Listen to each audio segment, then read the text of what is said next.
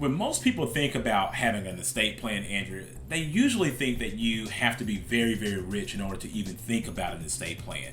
But I can tell you, with working with my clients over the years, that is, far from the truth. When you start thinking about an estate plan, including everything that you own, you can start seeing very quickly how that can add up. And you may, for yourself, want to consider having an estate plan built for yourself. And so what we're going to do today in this short retirement concept video, I'm not just for disclosure, I am not an attorney. We highly encourage you to seek out one. But what we're going to try to do today is just give you a checklist, 5 things on that checklist that you need to make sure that you can just go ahead and check off in order to get some basic estate planning needs in order. So go ahead and stay locked in today. Hi, my name is Carson Graves, President and CEO of the Retirement Education Center. And my name is Andrea Graves, Director of Operations at the Retirement Education Center. And thank you for tuning in to our Retirement Concepts videos. These videos were created to help to make the difficult and confusing retirement process simple. Yes, absolutely, Andrew, because with so many retirement concepts out there, so many retirement strategies, and of course, so many retirement products, it really becomes difficult for consumers to try to digest it all. That's why we think that it is very important that we work with a team of expert advisors who can help us build a comprehensive roadmap that will let our clients know when, where, and how they can reach their retirement goals. For additional concepts on how to maximize your retirement income, please subscribe to our YouTube channel and hit the notification bell to be notified when we upload new videos. Carson, I know that you work with an estate attorney when helping your clients when they have questions about estate planning. Why is that so important to have? Yeah, we do work with an attorney when it comes to our clients' estate planning questions, Andrea. And I think it's extremely important because when we're looking at clients who get an estate plan built around their retirement situation and everything that they own, to me, it's like actually taking all those things that you do own and putting it inside of a nice, comfortable box and just tying a little nice red bow over it as a gift to your beneficiaries. And what an estate plan does is actually gives those assets a purpose and a direction, like a roadmap, so they will go to their proper place.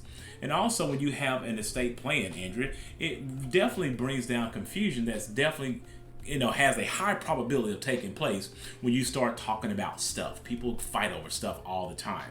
And so if you have a proper estate plan in place, you can definitely lessen the probability that there's going to be a family feud after you're actually gone. So today, Andrew, in our short retirement concept video, all I want to do is just provide a checklist of things that you need to look for when it comes to thinking about providing yourself with an estate plan. But before we do that, there are always 2 rules to retirement income that we like to give you.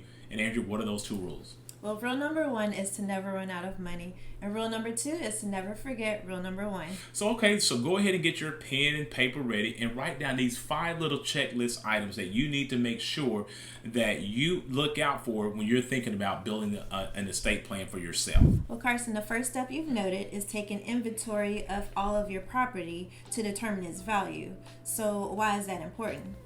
Yeah, because when you take inventory of everything that you own and all your property valuables, you may be surprised, Andrew, how much you really have to account for your estate. And we're talking about, things more so than just your home and your checking account. But we're talking about those stocks, bonds, and mutual funds that you own.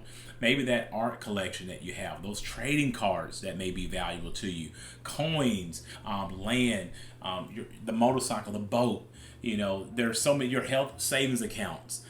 Things, life insurance, all of these things needs to be accounted for when you start calculating how much your estate may be worth. And once you've actually figured out, Andrew, the value of all these things that you may not have even thought about until you started thinking about an estate plan, then you can start figuring out what you need to do to make sure that everything goes to its proper place. Carson, next you mentioned here is to account for what your family's needs may be. Yeah, as I mentioned, once you finally figured out, all of your value of your estate, then you have to figure out what really do your family need to actually protect those items, right? So we need to take a look at life insurance. You have enough life insurance to make sure that you cover the taxes on anything that may go to your estate. Also, what about young kids? This is hard to think about because we have young kids. But do you have a guardian in place in that you have noted that will take care of those kids in case something happens to you, and or both of you? You have to think about those things. And so once you have accounted for your values and all the things that you have in your estate, you do have to figure out, how do I protect those things so that there is no struggle for those that we leave behind? Carson, what can you tell us about who will handle your estate when you're gone or when you're incapacitated? Yeah, I'm going to tell you this right now, Andrea. From what I've noted speaking with our estate attorney, an estate plan, of course, can never be completed unless you have some sort of directive and a trustee to make sure that those wishes are carried out properly. So you got to have someone you trust. And so, mention trust. When you set up a trust for your estate, there are basically two ways that you can go about it. You can have a revocable trust, which means that you can make changes, while you're actually alive. Or you can actually set up an irrevocable trust, and when you do that, you cannot make any more changes to that particular trust. And so you would definitely want to speak to a competent estate attorney to make sure you understand what type of trust you should have. Secondly, you want to make sure you set up some sort of medical directive or maybe a living will. Those things are synonymous. And so you want to, set up a living will that if you are incapacitated or you cannot make medical decisions upon your own abilities at that time, then a medical directive will allow you to name someone to make those decisions for you. Do you want to be resuscitated and things of that nature? And you also want to set up a financial power of attorney. Someone who can actually pay your bills if you can't do so for yourself and take care of those type of financial obligations that you may have. And of course, set up a power of attorney. Someone who has a power to make sure that everything that you're trying to do is going to be handled properly. As I mentioned, you got to really make sure that you have someone who you really, really trust and will have your best interest at heart. And so that's probably the biggest factor when you talk about setting up a trust. Carson, another step that you have is to review your beneficiaries. How important is that? Yes, that's probably one of the most important things that you must do, Andrew, because if you don't have your beneficiaries in order, once you're no longer upright, you cannot make those changes, right? Yeah, we can't make any changes at that point. So you really have to understand this because, sometimes, you have families that are actually blended. You may have been divorced. And so your ex-spouse may still be a beneficiary on your 401k or your life insurance plan. So you have to make sure that those beneficiaries are absolutely in line. And you may need to make sure that you have contingent beneficiaries in place as well. A contingent beneficiary just says that if the primary person is no longer around, those dollars will go to the second person in line in which you want those dollars to go to. So make sure that those beneficiaries are absolutely in order. One thing that I know a lot of people do not know about when we do our classes is the title of a beneficiary as well. So there's a title. There's two titles that you have to be, cognizant of when you're talking about beneficiaries, Andrew. One is it's called per stirpes, and the other is per capita. So per stirpes and per capita. Now, which one do you want to have? Now, I can tell you about each one of them. If you have your beneficiary set up as a per stirpe situation, what will happen is that if you have an IRA and you have two kids and they have kids, you have an IRA, you have two kids that you want to leave dollars to, and they have kids as well. Well, if your account is set up on a per stirpe basis, the funds will actually go to their proper place, Andrew, and no kid will actually become disenfranchised. So let's say you have that IRA and you have two kids that you were leaving those funds to.